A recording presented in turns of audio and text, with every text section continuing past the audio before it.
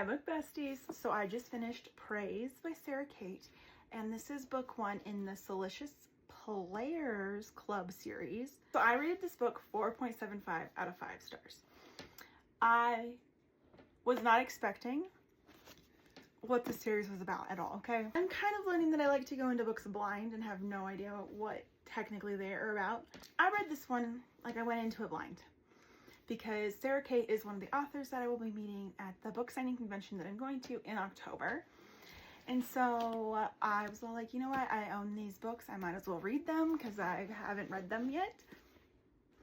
Yeah, I like to do that too. I just buy books, the whole series, and even though I haven't read one of them. I like this book. Loved it. Great book. The reason I rated it 4.75 stars out of 5 was for one reason. Just one. In this book, they get to a point where they have their like third act breakup, okay? And he talks to a lot of people around him and her, but doesn't apologize to her directly because he says something really stupid. And he talks to his son about how much he loves her and how much he like wishes he didn't like screw up. And his son goes and talks to her, and she just forgives him without like him actually having to like apologize or talk to her. She just shows up at his house and was all like, let's get back together kind of thing. And I'm like, girl, you have to make him work for it. I'm like, he didn't like show up at your house to apologize to you. He didn't do anything. His son showed up at your house and was all like, he really loves you. Like, she shows up at his house to be like, all is forgiven. I was like, no. If he screws up and pretty much does what he does in the book, and you're just gonna be like, all is forgiven, I don't care anymore because you said you told your son that you loved me. No, it doesn't work for me. But that's why I rated it the way I rated it. Other than that, I really honestly loved it, okay? So, if you don't know, this book follows Emerson and Charlie. Charlie is her nickname. Her real name is Charlotte. Emerson is one of the 4 owners of the Salacious Players Club, which started off as like an app for people to find other people with the same kinks that they have. In this case, Emerson is a dom, like a dominant. Started off as an app, and now they have a full-fledged kink club where you can go and play. Emerson is one of the 4 owners. He is in his 30s and goes through a lot of subs because they just don't feel right to him, so he just is like, whatever.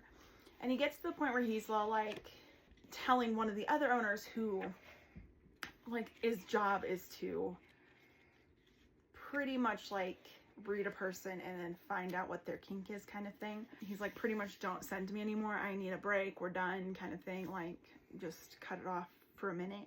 Enter Charlie.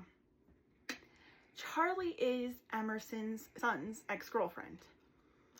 And her and his son have just broken up and like moved out of the place that they had together. And she wants her portion of the deposit back.